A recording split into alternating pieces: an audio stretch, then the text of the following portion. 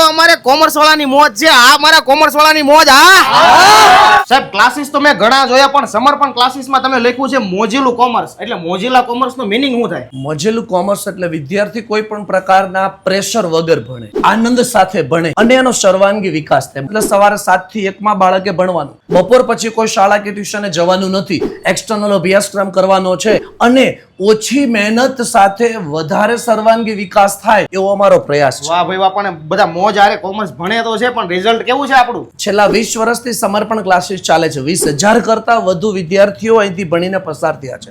દરેકને અમે ભણતરની સાથે ગણતર આપ્યું છે અને ઘડ્યા છે, એનો સર્વાંગી વિકાસ કર્યો છે કે અમારો બાળક આખી દુનિયામાં ગમે આ જાય ક્યાંય પાછો ન પડવો પડે. આ મોજીલા કોમર્સનો મુખ્ય કન્સેપ્ટ એને ઘડવાનો છે. આ ઉપરાંત એને વિવિધ એક્સપો, ફેક્ટરી, બેંકની મુલાકાત દ્વારા ક્લાસરૂમની બહાર જીવનલક્ષી શિક્ષણ આપવાનો મુખ્ય ધ્યેય અમારા મોજીલા કોમર્સનો છે. અને ગઈકાલે જ અમારું બોર્ડનું 2026નું રિઝલ્ટ આવ્યું. એમાં સુતરિયા અક્ષરા સમર્પણની દીકરીએ ગુજરાતમાં ટોપ કર્યું છે અને ક્લાસીસનું સરેરાશ 100% કોમર્સનું પરિણામ આવે છે. એવું અમે નથી કહેતા, બોર્ડની પરીક્ષાનું પરિણામ કહે છે અને બોર્ડ કહે છે કે કોમર્સ એટલે સમર્પણ. સમર્પણ ક્લાસીસમાં કોમર્સમાં અભ્યાસ કરું છું. અહીંયા ક્લાસરૂમમાં ભણતરની સાથે સાથે બહારની દુનિયાનું પણ જ્ઞાન આપવામાં આવે છે.